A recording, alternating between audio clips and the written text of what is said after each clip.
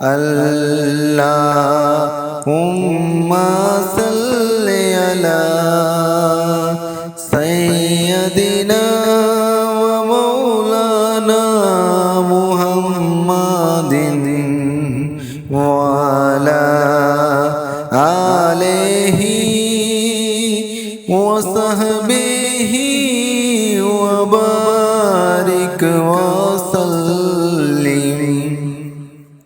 اعوذ باللہ من الشیطان الرجیم، بسم اللہ الرحمن الرحیم۔ شروع کرتا ہوں اللہ کے نام سے جو بڑا مہربان اور نہایت رحم کرنے والا ہے۔ فرمان الہی نمبر 27۔ اللہ تعالیٰ سے ڈرنے اور قیامت کا خوف کرنے کا حکم۔ آج کل مسلمان خوف الہی کی عدم موجودگی کی بنا پر گناہوں کی دلدل میں پھنس کر رہ گئے ہیں اور یاد الہی سے غافل ہو گئے ہیں۔ آج کل مسلمان خوف الہی کے تصور اور خشیت کی کیفیت سے عاری ہو چکے ہیں۔ حضور نبی کریم رؤوف رحیم صلی اللہ علیہ وآلہ وسلم، جنہیں اللہ تعالیٰ نے ہر گناہ معصیت سے معصوم پیدا فرمایا، ان کی حیات مقدس میں خوف الہی کا یہ عالم تھا کہ جب آپ رات کو نماز تہجد کے لیے بیدار ہوتے تو اللہ تعالیٰ کی یاد میں اس قدر روتے تھے کہ اکثر ہچکی بند ہو جاتی تھی۔ اللہ تعالیٰ مسلمانوں کو خوف الہی اور قیامت سے ڈرنے کا حکم دے رہے ہیں اور دنیا کی محبت اور شیطان کے مکر و فریب سے بچنے کی تاکید فرما رہے ہیں تاکہ وہ آخرت کی زندگی میں سرخرو ہو سکیں۔ ارشاد الہی ہے، اے لوگو اپنے پروردگار سے ڈرو اور اس دن کا خوف کرو کہ جس دن نہ باپ اپنے بیٹے کے کچھ کام آئے گا اور نہ بیٹا باپ کے کچھ کام آ سکے گا۔ بے شک اللہ کا وعدہ سچا ہے، پس دنیا کی زندگی تم کو دھوکے میں نہ ڈال دے اور نہ دھوکے باز شیطان تمہیں دھوکے میں ڈالے۔ تشریح۔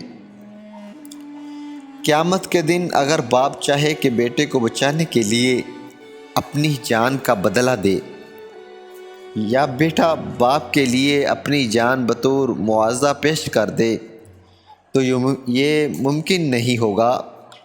ہر شخص کو اپنے کیے کی سزا بھگتنی ہوگی۔ باپ بیٹا یا دیگر رشتہ دار ایک دوسرے کے کام نہ آ سکیں گے اور نہ ہی ایک دوسرے کو نفع پہنچا سکیں گے۔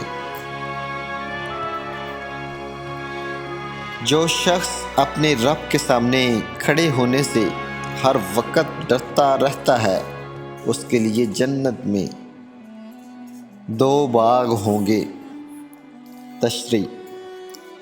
جو شخص قیامت کے دن اپنے رب کے سامنے کھڑے ہونے کا ڈر اپنے دل میں رکھتا ہے اور اپنے فرائض بجا لاتا ہے اور گناہوں سے پرہیز کرتا ہے اور آخرت کی فکر کرتا ہے، قیامت کے دن اسے ایک چھوڑ 2 جنتیں ملیں گی۔ ایک جنت اپنے رب سے ڈرنے کا صلہ اور دوسری گناہوں کی ترک کرنے کا صلہ۔ صحیح بخاری میں ہے کہ 2 جنتیں چاندی کی ہوں گی جن میں برتن اور تمام سامان چاندی کا ہوگا، اور 2 جنتیں سونے کی ہوں گی، ان کے برتن اور جو کچھ ان میں ہے سب سونے کا ہوگا۔ سونے کے 2 جنتیں مقربین کے لیے اور چاندی کی 2 جنتیں اصحاب یامین کے لیے ہوں گی۔ بعض تفسیر کی کتب میں تحریر ہے کہ ایک مرتبہ حضرت ابو بکر صدیق رضی اللہ عنہ نے قیامت کے دن اور حساب و کتاب کا ذکر فرمایا اور آپ پر ایسا خوف طاری ہو گیا کہ فرمانے لگے کہ کاش میں گھاس ہوتا کہ مجھ کو چھپائے چرا لیتے اور میرا حساب کتاب نہ ہوتا۔ اس وقت ان کی شان میں مندرجہ بالا آیت نازل ہوئی، جو لوگ بن دیکھے اپنے پروردگار سے ڈرتے ہیں ان کے لیے بخشش اور اجر عظیم ہے۔ سو جہاں تک ہو سکے اللہ تعالیٰ سے ڈرو اور اس کے حکام کو سنو اور اس کے فرما بردار رہو۔ ارشاد الہی ہے، لوگوں سے مت ڈرو بلکہ مجھ سے ڈرو۔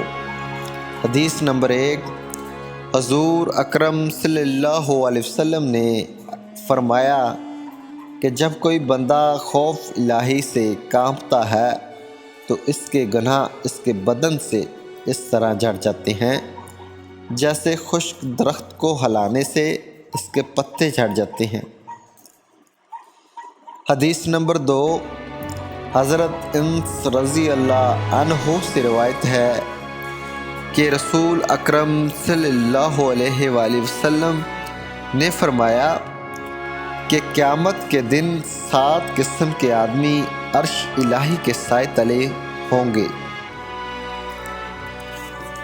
ان میں ایک شخص وہ ہوگا جس نے تنہائی میں اللہ تعالیٰ کو یاد کیا اور خوف الہی سے اس کی آنکھوں سے آنسو جاری ہو گئے۔ حدیث نمبر 3، مکشفۃ القلوب میں یہ حدیث تحریر ہے کہ رسول اکرم صلی اللہ علیہ وسلم سے روایت ہے کہ اللہ تعالیٰ فرماتا ہے کہ میں اپنے بندے کے واسطے نہ 2 خوف جمع کرتا ہوں اور نہ 2 امن۔ جو بندہ دنیا میں مجھ سے ڈرتا ہے اس کو آخرت میں امن دوں گا، اور جو بندہ دنیا میں مجھ سے نہ ڈرے قیامت کے روز اس کے امن نصیب نہ ہوگا۔ حدیث نمبر 4، حضرت انس رضی اللہ عنہ سے روایت ہے کہ رسول اکرم صلی اللہ علیہ وسلم نے ایک دفعہ ایسا خطبہ ارشاد فرمایا کہ اس جیسا میں نے کبھی نہیں سنا۔ اس میں آپ صلی اللہ علیہ وسلم نے فرمایا، اگر تم وہ باتیں جان لو جو میں جانتا ہوں تو تم ہنسو تھوڑا اور رو زیادہ۔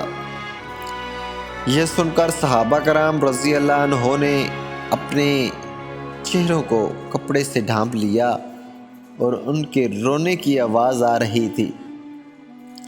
حدیث نمبر 5، حضرت ابو امامہ صدی بن جلان بحالی رضی اللہ عنہ سے روایت ہے کہ نبی کریم صلی اللہ علیہ وسلم نے فرمایا کہ اللہ تعالیٰ کے نزدیک 2 قطاروں سے زیادہ کوئی قطار پسند نہیں، ایک آنسو کا قطرہ۔